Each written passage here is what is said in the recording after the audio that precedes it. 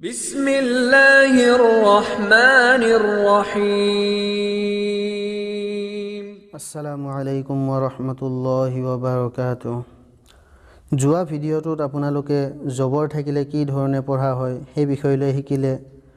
আজিৰ এই ভিডিঅ'টোত আমি জেৰ থাকিলে কি ধৰণে পঢ়িব লাগে সেই বিষয়লৈ শিকিম। গতিকে যিসকল নতুন ভিউৱাৰ আছে তেওঁলোকে আগৰ ভিডিঅ'কেইটা আগত ভাল ধৰণে চাই ল'ব, তেতিয়াহে এই পঢ়াখিনি বুজাত সহজ হ'ব। প্লেলিষ্টত কোৰআন শিকোৱা আহক বুলি ফোল্ডাৰ এটা আছে, সেই ফোল্ডাৰত আপোনালোকে নাম্বাৰ অনুযায়ী ভিডিঅ'কেইটা পাই যাব। সেই হিচাপত আপোনালোকে ভিডিঅ'কেইটা চাই ল'ব। গতিকে আহক এতিয়া আমি জেৰৰ বিষয়লৈ পঢ়োঁ। জবৰত যি ধৰণে দীঘলকৈ পঢ়িব নালাগে ঠিক তেনেকৈ জেৰ থাকিলেও আপুনি দীঘলকৈ পঢ়িব নোৱাৰিব। এই কথাটো ভাল ধৰণে মনত ৰাখিব যে জবৰ, জেৰ আৰু পেশ অৰ্থাৎ হৰকাত য'ত আহিব তাত আপুনি দীঘলকৈ কেতিয়াও পঢ়িব নোৱাৰিব। কাৰণ কোৰআন শ্বৰীফ পঢ়োঁতে এটা কথা ধ্যানত ৰখাটো বহুত জৰুৰী যে ক'ত দীঘলকৈ পঢ়িব লাগিব আৰু ক'ত চুটিকৈ পঢ়িব লাগিব। যদি আমি যধে মধে দীঘলকৈ বা চুটিকৈ পঢ়ি দিওঁ তেতিয়াহ'লে কোৰআন শ্বৰীফৰ বহুতো বাক্যৰ অৰ্থ সলনি হৈ যায়। ঠিক আছে, গতিকে মই যি ধৰণে আপোনালোকক কৈ দিওঁ ঠিক তেনেধৰণে পঢ়াৰ চেষ্টা কৰিব। আহক এতিয়া আমি পঢ়া আৰম্ভ কৰোঁ। বিসমিল্লাহিৰ ৰহমানিৰ ৰহিম। হামজা জেৰ ই। এইটো হামজা কিয় ক'লোঁ? কাৰণ আলিফত কি আহি গৈছে? জেৰ আহি গৈছে। মই আগতে কৈছিলোঁ যেতিয়া আলিফত কোনো হৰকাত নাথাকিব অৰ্থাৎ কোনো চিন নাথাকিব, জবৰ, জেৰ, পেশ ইত্যাদি একো নাথাকিব, তেতিয়া আলিফটো কি হ'ব? আলিফ হৈ থাকিব। আৰু যেতিয়াই কোনো চিন আহি যাব, কোনো হৰকত আহি যাব, তেতিয়া আলিফটো কি হৈ যাব? অট'মেটিক হামজা হৈ যাব। এইটো যদিও লিখাত কি হয়? আলিফ হয়, কিন্তু ইয়াক হামজা হিচাপেই পঢ়িব লাগিব। ঠিক আছে, গতিকে পঢ়িব এতিয়া। হামজা জেৰ ই, হামজা জেৰ ই। বা জেৰ বি, বা জেৰ বি। তা জেৰ তি, তা জেৰ তি। সা জের সি, সা জের সি। জিম জের জি, জিম জের জি। হা জের হি, হা জের হি। খ জের খি, খ জের খি। দাল জের দি, দাল জের দি। জাল জের জি, জাল জের জি। র জের রি, র জের রি। জা জের জি, জা জের জি। সিন জের সি, সিন জের সি। শিন জের শি, শিন জের শি। সদ জের সি, সদ জের সি। ضاد জের জি, ضاد জের জি। ত জের তি, ত জের তি। জ জের জি, জ জের জি। আইন জের ই, আইন জের ই। গাইন জের ঘি, গাইন জের ঘি। ফা জের ফি, ফা জের ফি। কফ জের কি, কফ জের কি। কাফ জের কি, কাফ জের কি। লাম জের লি, লাম জের লি। মিম জের মি, মিম জের মি। নুন জের নি, নুন জের নি। ওয়াও জের উই, ওয়াও জের উই। হা জের হি, হা জের হি। ইয়া জের ই, ইয়া জের ই। এতিয়া এটা কথা ধ্যান দিব, যিকেইটা একে একে উচ্চাৰণৰ নিচিনা লাগে সেইকেইটা আখৰ আপোনালোকে খুব ভাল ধৰণে চাই ল'ব যে কোনো আখৰ যাতে অইন আখৰৰ লগত কি নহয়? উচ্চাৰণত একে নহয়। যেনে এইকেইটা চাই ল'ব। ই, ই, উই ই ই ই উই ই বহুতে কি কৰে গোটেইকেইটা ইয়ে পঢ়ি যায় হামজাজেৰ ই আইনজেৰ ই ওয়াউজেৰ ই ইয়াজেৰ ই এনেকুৱা ধৰণে পঢ়ি দিয়ে গতিকে এই বস্তুখিনি ভালকৈ ভাল ধৰণে চাই ল'ব ই ই উই ই হামজাজেৰ ই আইনজেৰ ই ওয়াউজেৰ উই ইয়াজেৰ ই ডিঙিৰ একেবাৰে তল ভাগৰ পৰা ক'ব লাগিব অৰ্থাৎ বুকু আৰু ডিঙি য'ত জইন হৈ আছে সেইখিনি জেগাৰ পৰা ই এইটো ডিঙিৰ মাজৰ পৰা ক'ব লাগিব ডিঙিৰ মাজৰ পৰা আইনজেৰ ই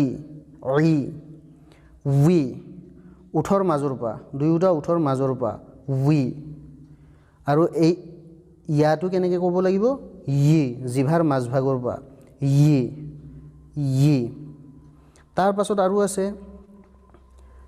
তি তে তি তে তি তে একে একে যাতে নহয় তি যাতে নহয় তি জিভাৰ আগ আৰু আগৰ দাঁতৰ গুৰিৰ পৰা তি আৰু তে একে জায়গা কিন্তু এইটো গোলকৈ ক'ব লাগিব জিভাৰ আগ আৰু আগৰ দাঁত দুটা যে আছে সেই দাঁতৰ গুৰিৰ পৰাই ক'ব লাগিব এইটোকো কিন্তু এইটো তটো কওঁতে গোলকৈ ক'ব লাগিব তে তে এইটো হ'ল তি মুখখন বহল হৈ থাকিব তি আৰু এইটোত তে তি তে তাৰ পাছত আৰু আছে চ উচ্চাৰণৰ কেইটা চাই লওক চি চি শি সে চি চি শি সে কোনো আখৰ যাতে অইন আখৰৰ লগত কি নহয় উচ্চাৰণত একে নহয় এইটো কথা ধ্যান দিব সাজেৰ সি সিনজেৰ সি শিনজেৰ শি সজেৰ সে তাৰ পাছত ডাল চাই লওক দি আৰু দে এই দটো না জ হ'ব না পূৰা ডালৰ উচ্চাৰণ ওলাব জ্বৰ উচ্চাৰণো নহয় ডালৰ উচ্চাৰণো নহয় মাজে মাজে ওলাব লাগিব দটোক এইটো হ'ব দি এইটো হ'ব দে আৰু এইটো দে দি দে জ উচ্চাৰণৰ কেইটা চাই লওক জি জি জে আৰু G G G G J G G G J তাৰ পাছত কফৰ কেইটা চাই লওক কি কি কি কি কি কি ঠিক আছে বাকী আখৰকেইটা আহি যাব কিন্তু এইকেইটা অলপ মুস্কিল আছে এইকেইটা অলপ চাই ল'ব ভাল ধৰণে ঠিক আছে মই আকৌ কৈ দিছোঁ শুনিব হামজাজেৰ ই বাজেৰ বি তাজেৰ তি সাজেৰ সি জিমজেৰ জি হাজেৰ হি খজেৰ খি দালজেৰ দি জালজেৰ জি রজের রি জাজের জি সিনজের সি শিনজের শি সজের সে দজের জি তজের তে জজের জি আইনজের ই গাইনজের গে ফাজের ফি কফজের কি কাফজের কি লামজের লি মিমজের মি নুনজের নি ওয়াউজের উই হাজের হি ইয়াজের ইয়াজের এইটো খুব ভাল ধৰণে চাই ল'ব ই যাতে হৈ নাযায় এইটোৰ উচ্চাৰণ যাতে নাহে এইটো হ'ব ই আৰু এইটো হ'ব জিভাৰ মাজৰ পৰা আৰু দীঘলকৈ যাতে কোনোৱে নপঢ়ে হামজাজেৰ ই বাজেৰ বি তাজেৰ তি এনেকুৱাকৈ যাতে কোনোৱে নপঢ়ে কেনেকৈ পঢ়িব লাগিব হামজাজেৰ ই বাজেৰ বি তাজেৰ তি সাজেৰ সি ঠিক আছে এতিয়া আহক আমি এইখিনি পঢ়োঁ। ইয়াত কিছুমান আখৰ মাজে মাজে বাদ দি দিছে, অৰ্থাৎ ইয়াত দিয়া নাই। আপোনালোকে চিনি পায়নে নাই আখৰবোৰ, সেইটো টেষ্ট লোৱাৰ কাৰণে এই কামটো কৰিছে। আৰু এই আখৰবোৰ যেতিয়া আমি বেলেগ আখৰৰ লগত লিখিম তেতিয়া কি ধৰণে লিখা হ'ব, আখৰৰ কিমানখিনি অংশ আহিব, সেই বস্তুখিনি ইয়াত দি দিছে। গতিকে এই আকৃতিটোও, এই শ্বেপটোও আপোনালোকে চাই ল'ব। হামজাজেৰ ই, বাজেৰ বি, তাজেৰ তি, সাজেৰ চি, জিমজেৰ জি। এই চাই লওক জিমটো কেনেকুৱাকৈ আছিল আৰু ইয়াত কিমানখিনি দিছে, এইখিনিৰ পৰা কাটি দি দিছে, অকল এইখিনিলৈকে ৰাখিছে, তাৰ পাছত এইখিনি যিখিনি বাঢ়ি আহিছিলে তলফালে এইখিনি কাটি দি দিছে। জিম হা খ তিনিওটা লিখাৰ পদ্ধতি একে, পাৰ্থক্য মাত্ৰ জিমৰ তলত নোক্তা আহিব আৰু হা এইটো নোক্তাৰ পৰা খালী থাকিব, অৰ্থাৎ কোনো নোক্তা নাথাকে ইয়াত, আৰু খ নোক্তা ওপৰত যাব, পাৰ্থক্য ইমানে। যদি ওপৰত তলত আহে জিম হ'ব, যদি ওপৰত যায় খ হ'ব, আৰু যদি কোনো নোক্তা নাথাকে তেতিয়াহ'লে হা হ'ব।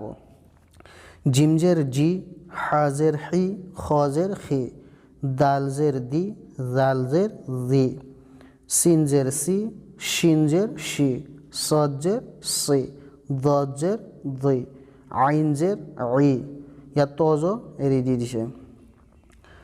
আইনজের ই, গাইনজের গি, ফাজের ফি, কফজের কি, কাফজের কি, লামজের লি, মিমজের মি, নুনজের নি, হাজের হি, হাজের হি, ইয়াজের ই।